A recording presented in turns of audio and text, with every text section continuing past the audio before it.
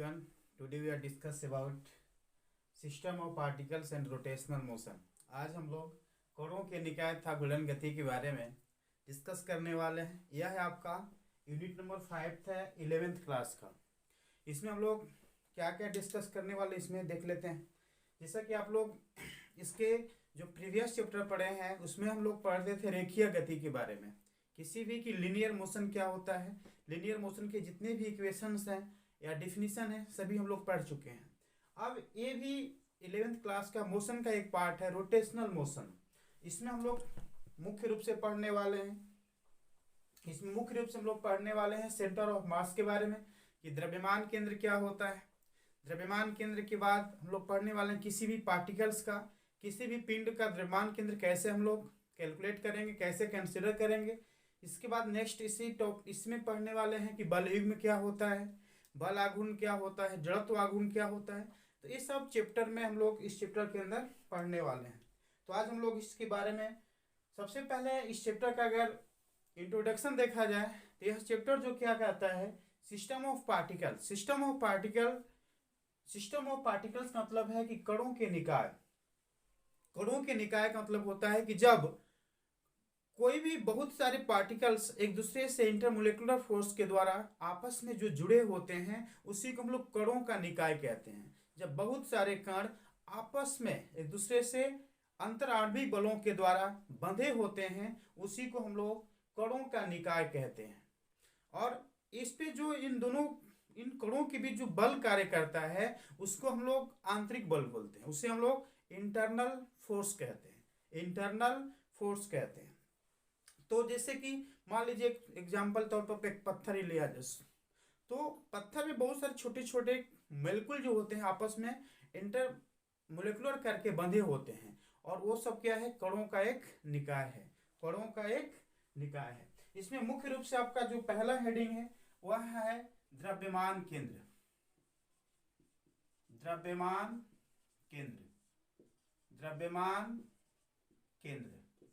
जिसे हम लोग सेंटर ऑफ मास कहते हैं।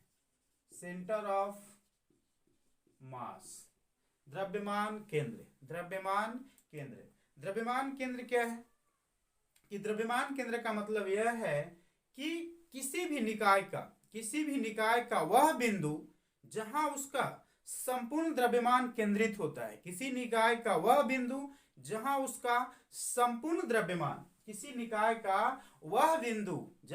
संपूर्ण द्रव्यमान केंद्रित होता है उसे हम लोग सेंटर ऑफ मास द्रव्यमान केंद्र कहते हैं।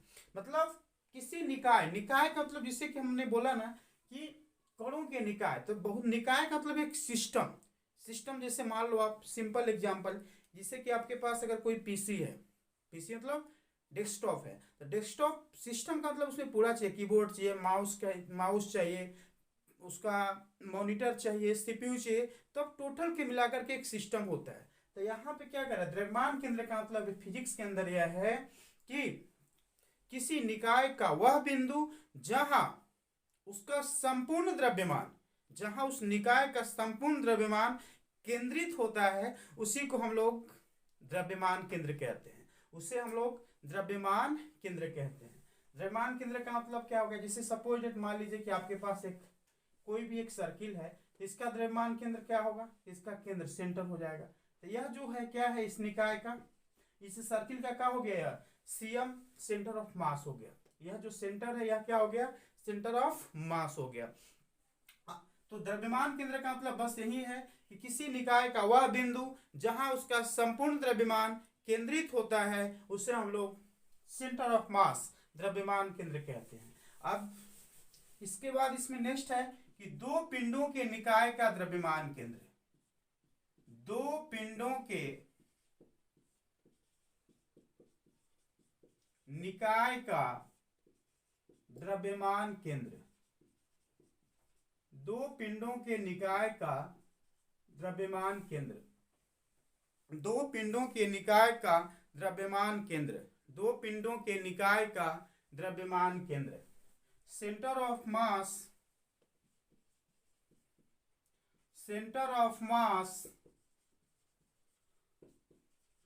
To particles rigid body, centre of mass 2 particles, rigid body, दो पिंडों के निकाय का द्रव्यमान केंद्र, दो पिंडों के निकाय का द्रव्यमान केंद्र। तो दो पिंडों के निकाय का द्रव्यमान केंद्र का मतलब यह है कि अभी हम लोग द्रव्यमान केंद्र के बारे में पढ़े हैं कि किसी निकाय का वह बिंदु जहां उसका संपूर्ण द्रव्यमान केंद्रित होता है उसे द्रव्यमान केंद्र कहते हैं। अब यहाँ पे है कि दो पिंडों के निकाय का द्रव्यमान केंद्र कैसे कैलकुलेट करेंगे। तो मान लीजिए कि आपके पास ये एक्स प्लेन है, वाई प्लेन है और एक जेड प्लेन है।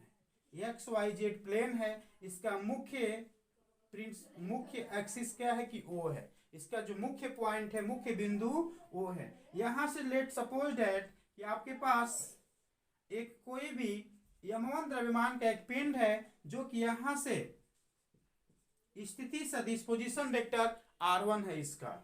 दूसरा जो बॉडी है let suppose that is m2 है और यहां से इसका जो पोजीशन वेक्टर है वह r2 है, इसका पोजीशन वेक्टर r2 है। इसको पॉइंट डिनोट कर लेते हैं, सपोज दैट कि a है, a पॉइंट b है। तब इस दोनों को जो मिलाने वाली रेखा होगी, इस दोनों पार्टिकल्स को, दोनों बिंदु को मिलाने वाली जो रेखा है, और यहां से एक लाइन खींचेंगे। यह जो लाइन जहां पर मीट कर रहा है, जहां पर मिल रहा है, उसी बिंदु को क्या बोलेंगे, सेंटर ऑफ मास। ठीक है, उस बिंदु को क्या बोलेंगे, centre of mass, centre of mass. Let's मान लीजिए कि ये दूरी क्या है, वेक्टर r है, ये दूरी क्या है, वेक्टर r है। तो यह जो r दूरी होगा यहां से o से लेकर, मान लीजिए इस पॉइंट को हम डिनोट कर दिए c, तो OC बराबर क्या हो गया, वेक्टर r।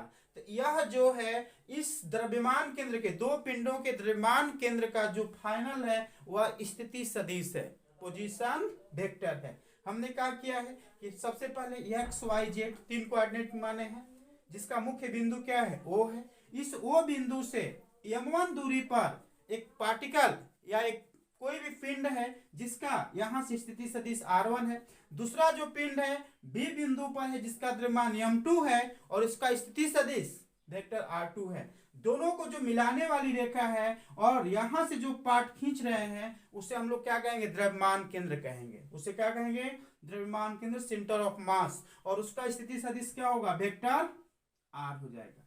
इसका स्थिति सदिश क्या हो जाएगा, vector r।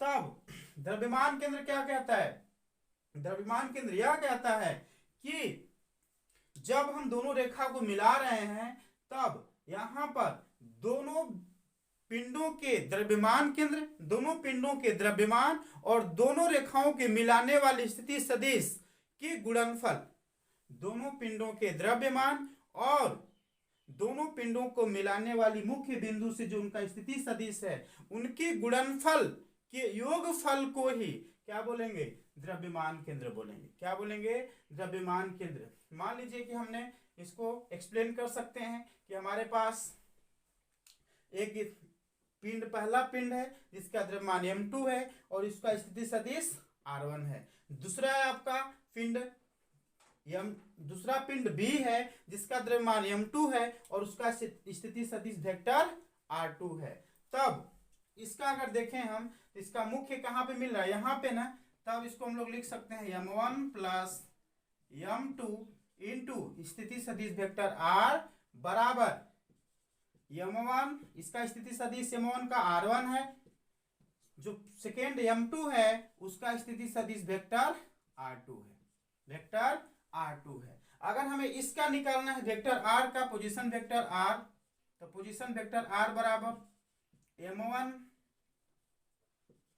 r1 plus m2 r2 बटा में m1 प्लस m2। ये जो है आपका क्या निकल गया, सेंटर ऑफ मास। ये जो है आपका क्या हो गया, सेंटर ऑफ मास हो गया। किसके लिए, इस पोजीशन वेक्टर r के लिए। इस पोजीशन वेक्टर r का क्या हम लोग की द्रव्यमान केंद्र क्या होता है कि किसी भी निकाय का वह बिंदु जहां उसका संपूर्ण द्रव्यमान केंद्रित होता है। जैसे कि हमने मान लीजिए, जैसे कि पहला पिंड m1 है जिसका द्रव्यमान m1 है, जिसका स्थिति सदिश R1 है। दूसरा पिंड B है, उसका द्रव्यमान M2 और उसका स्थिति सदिश R2 है। तब क्या हो जाएगा, द्रव्यमान केंद्र क्या कहता है कि दोनों पिंडों के किसी भी पिंड का द्रव्यमान और उसके स्थिति सदिश के गुणनफल को ही क्या कह रहे हैं, द्रव्यमान केंद्र कह रहे हैं। देखिए पहला M1R1, दूसरा M2R2 बराबर क्या हो जाएगा, दोनों का योगफल M1 प्लस M2, इसका स्थिति सदिश R है। तब यहां से वेक्टर R बराबर क्या हो जाएगा, M1 प्लस M2 मल्टीप्लाई में यहाँ आएगा डिवाइडिंग में चला हो जाएगा। तब हो जाएगा M1R1 plus M2R2 upon M1 plus M2। ए क्या बचा R, इसको लिख सकते हैं CM। CM मतलब क्या है, सेंटर ऑफ मास। मतलब इस R का सेंटर ऑफ मास क्या का फॉर्मूला क्या आ गया, M1R1 प्लस M2R2 बटा में M1 प्लस M2 बटा में M1 प्लस M2। ये हो जाएगा दो पिंडों के निकाय का द्रव्यमान केंद्र, दो पिंडों के निकाय का द्रव्यमान केंद्र। दो पिंडों के निकाय के द्रव्यमान केंद्र में हमेशा ये लिखेंगे कि द्रव्यमान केंद्र की स्थिति सदिश वेक्टर R या R1 हो या R2 हो और उनके द्रव्यमान के गुणनफल को ही क्या बोलेंगे, सेंटर ऑफ मास बोलेंगे। क्या बोलेंगे, सेंटर ऑफ मास बोलेंगे। फिर नेक्स्ट इसी तरह का अगला टॉपिक जो आएगा इसी के आधार पे कि n पिंडों के निकाय का, अगर आपके पास n पिंड का निकाय आ जाए, कि n पिंड का निकाय आ जाए कि n पिंडों के निकाय का द्रव्यमान केंद्र, n पिंडों के निकाय का द्रव्यमान केंद्र, n पिंडों के निकाय का द्रव्यमान केंद्र मतलब कि centre of mass of n particles rigid body, centre of mass of n particles. वहां पे क्या था, 2 पार्टिकल्स रिजिड बॉडी था। अब जब n पार्टिकल्स हो जाएगा, लेट सपोज दैट कि आपके पास x प्लेन, y प्लेन और z प्लेन है, x y और z है, मल्टीपल कण है, मल्टीपल पार्टिकल्स है। Suppose that M1 M2 M3 M4, इस तरह से अलग अलग एक जो पार्टिकल्स है, ये जो है आपके पास पार्टिकल्स है। ये सिस्टम हो गया पूरा। सिस्टम में n कण है, suppose that M1 M2 M3 M4 M dot dot mn कण है। तो इसका अगर हमें क्या निकालना है, सेंटर ऑफ मास निकालना है। इसका पहले स्थिति सदिश कैलकुलेट करेंगे, कंसीडर करेंगे। सपोज दैट M1 है, इसका स्थिति सदिश मान लीजिए वेक्टर R1। ये M2 है, इसका स्थिति सदिश सपोज दैट मान लेंगे R2। M3 है तो इसका स्थिति सदिश मान लेंगे R3। ये M4 है तो इसका स्थिति सदिश मान लेंगे R4। तब इसका सेंटर ऑफ मास क्या होगा, तो एक यहाँ से जो मुख्य बिंदु O है, यहाँ से कोई एक पॉइंट डिनोट कर लेंगे, कोई भी एक पॉइंट, और उसका स्थिति सदिश मान लेंगे वेक्टर R, उसका स्थिति सदिश मान लेंगे वेक्टर R। तब इस पॉइंट को हम लोग क्या लिखेंगे, सेंटर ऑफ मास, और इसी को हमें निकालना है। इस पॉइंट पर जो है इस सभी पिंडों का सेंटर ऑफ मास निकालना है। इस पॉइंट पर हमें सभी पिंडों का सेंटर ऑफ मास कैलकुलेट करना है। इस पॉइंट पर सभी पिंडों का सेंटर ऑफ मास हमें कैलकुलेट करना है कि सेंटर ऑफ मास क्या हो जाएगा, सेंटर ऑफ मास क्या होगा। तब हम लोग मान लेंगे कि माना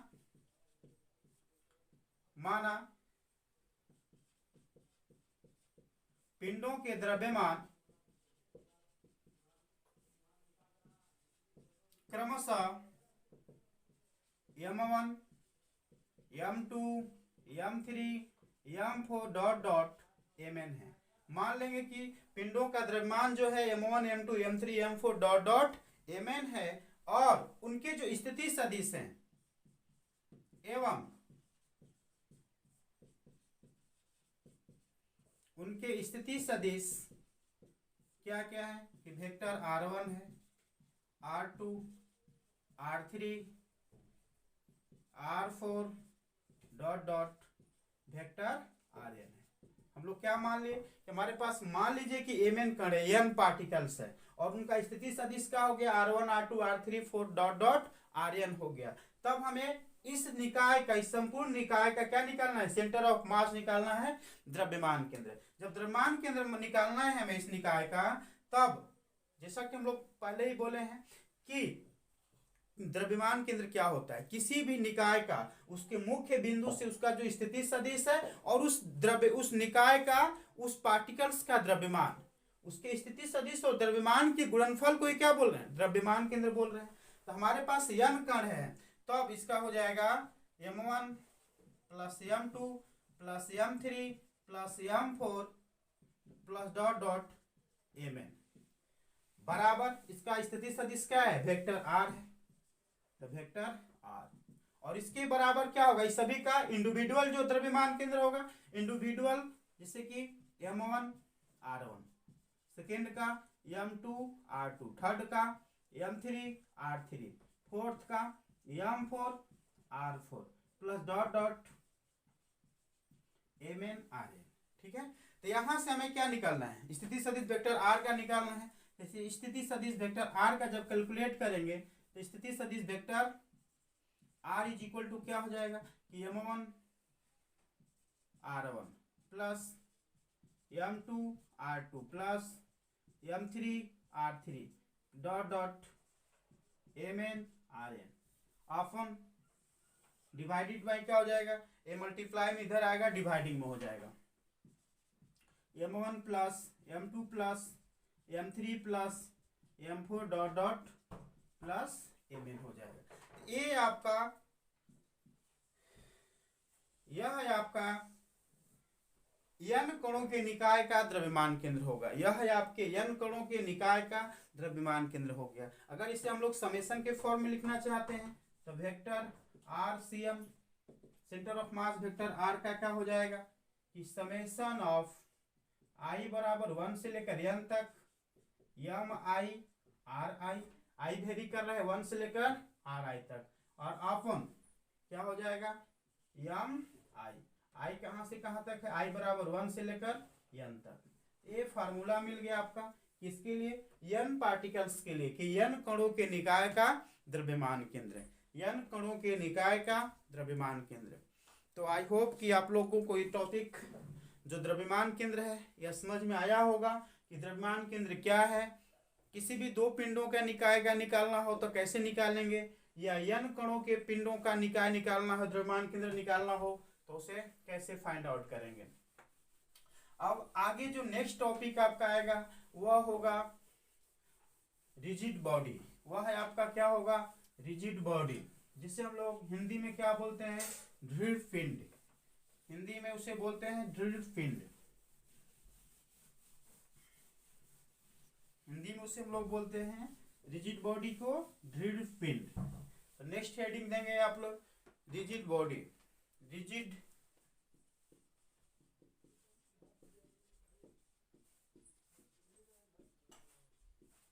रिजिड बॉडी, रिजिड बॉडी जिसे हम लोग क्या बोलेंगे, दृढ़ पिंड, रिजिड बॉडी दृढ़ पिंड, रिजिड बॉडी।